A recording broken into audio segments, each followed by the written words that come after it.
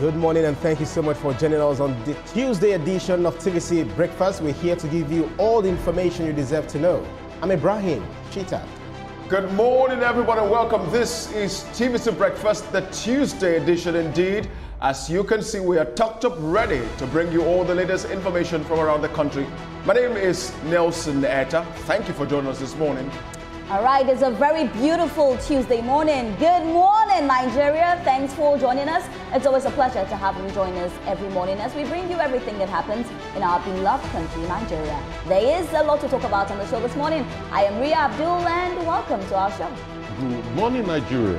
At TVC, we report issues of concerns to you, analyze them critically. My name is Biodu Shomu.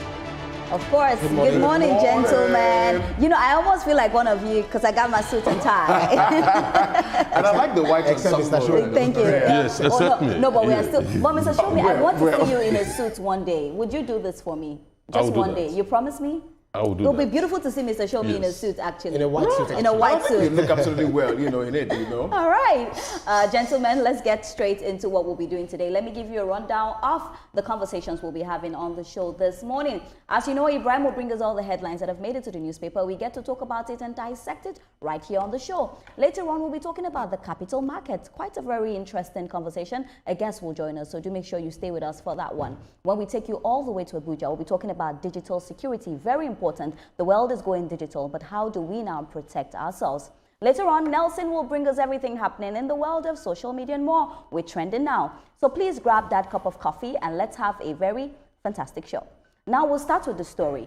Anambra's commercial calm was broken again as the state government moved swiftly against defiance of the sit-at-home order. The Nnewi Auto Spare Part Market has been shut for 1 week after traders failed to open on Monday despite repeated directives and security assurances from the government. The closure order was issued during an on-the-spot visit led by the Special Advisor to the Governor on Trade and Market, Chief Everest Uba, alongside the Commissioner for Information and the Special Advisor of Security and the Nnewi Local Government Chairman. Acting on behalf of the Governor, Chukwuma Soludo, Uba said many traders once again kept their shops locked, warning that the market could face further closure if compliances does not improve when it reopens next Monday.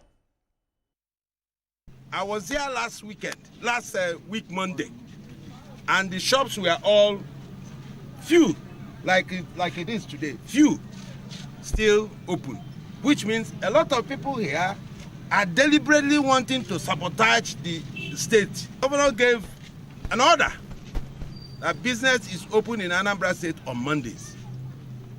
And because of this thing, this recalcitrant attitude of the NASPA, main market was shut down and reopened on the 2nd of February. And since then, main market has been open. And all the markets in Onitsha will be monitoring. But it seems that you people deliberately, some of you are here, they claim that you are here, but you are not here for business. Because if you are here for business, you come in the morning, you open your shop, is it not? By tomorrow, this market will stay closed as it is today until Monday next week.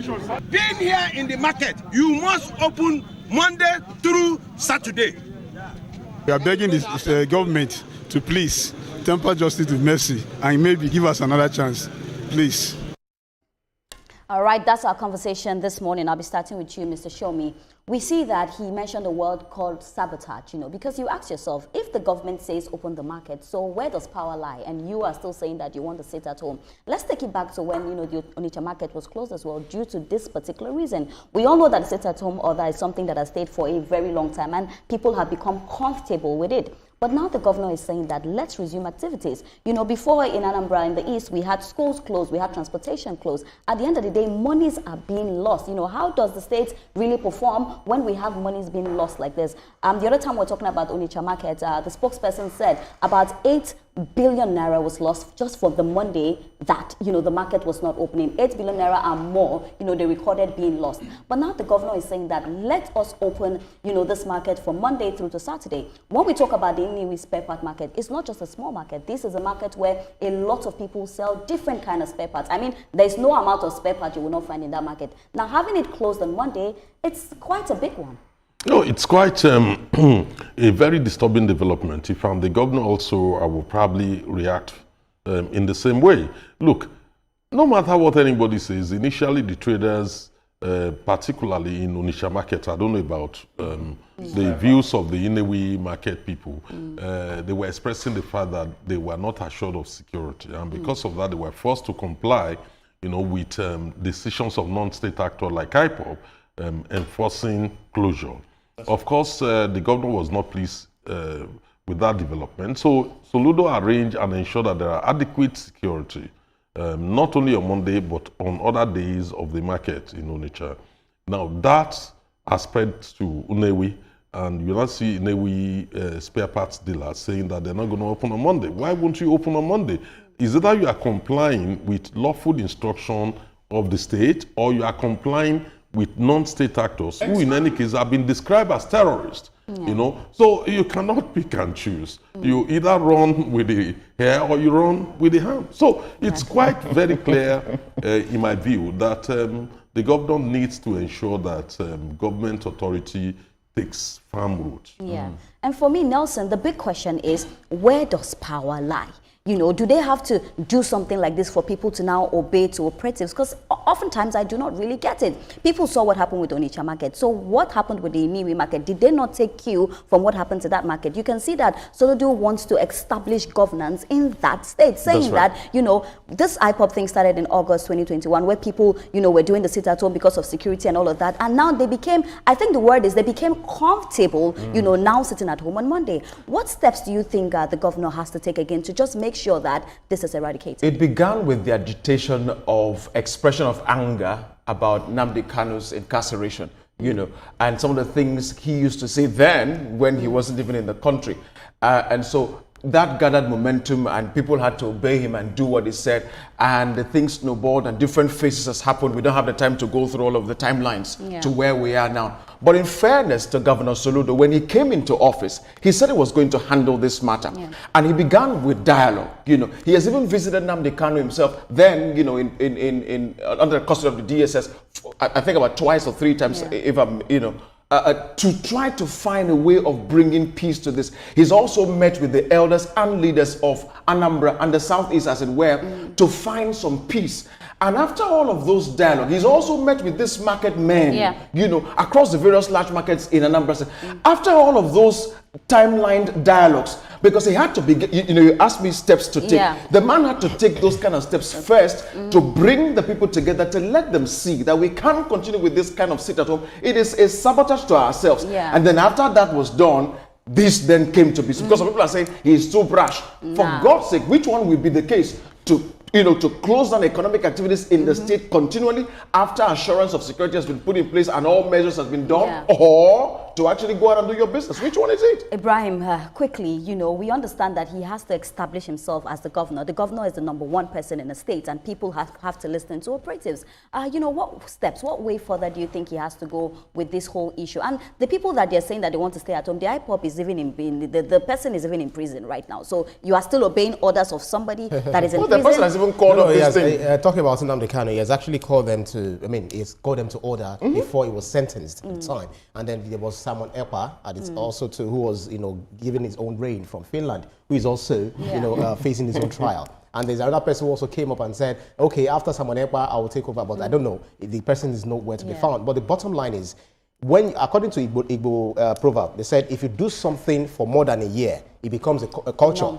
So, and then Peter Kruger also said that culture eats strategy for breakfast. So it is strategic that the governor is saying, let us start going to our marketplaces, let us start opening schools, because it's not just marketplaces that are closed. Schools, even government offices and all of that, you understand? So he's saying that I'm the governor of this state and we have to do it right. So the fact that people are still scared, it has become the culture. Monday, I don't go to work. So their Monday is weekend. So it will take some time. And I think this maybe not really iron fist, but iron hands, one way or the other, the governor is actually putting in place would definitely help. So little by little, it will definitely happen. But then security is #1. As long as their security is guaranteed and they talk to them oftentimes, they will resolve I was just this about issue. to say that in as much as we want them to come to the market on Mondays, he needs to make sure that there is strong security there. Well, let's give you this news update. Now, normal flight operations have resumed after firefighters put out a fire at Terminal 1 at the Murtala Mohammed International Airport. Now, 12 persons were rescued from the fire, which reportedly started around 3:30 p.m. on Monday. The managing director of the Federal Airport Authority of Nigeria, Olubumi Kuku, was our guest on TVC News at 7, where she mentioned that all persons on the control tower were safely evacuated. The fire actually started shortly after 3 p.m.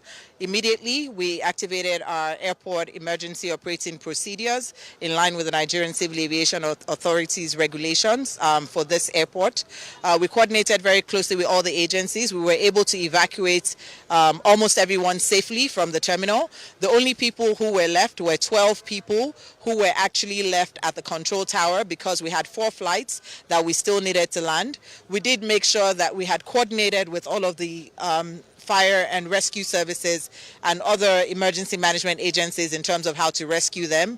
We did have support from a few helicopters from the police air wing and a couple of others. We also used cranes. We were able to safely evacuate all 12 of them from the control tower after they were able to land the 4 flights safely. As it is now, we did have about 6 injuries. The 2 most critical injuries were one, a deep cut, and another from smoke inhalation. I'm happy to say that both are okay now. They recovered in our clinic. We did have a few flight disruptions. We had about 3 flights that were actually diverted. So it was the BA flight that was diverted to Abuja. We had the Lufthansa flight that was diverted to Malabo, and of course the Emirates flight. However, we had to disrupt our operations for a couple of hours. We've set up an emergency operating center that was, you're happy to come to the airport for either departures or arrivals. All right, so we'll go on a quick breather now, and when we come back, it will be time for the newspaper review. Don't go anywhere, stay with us. This is TVC Breakfast.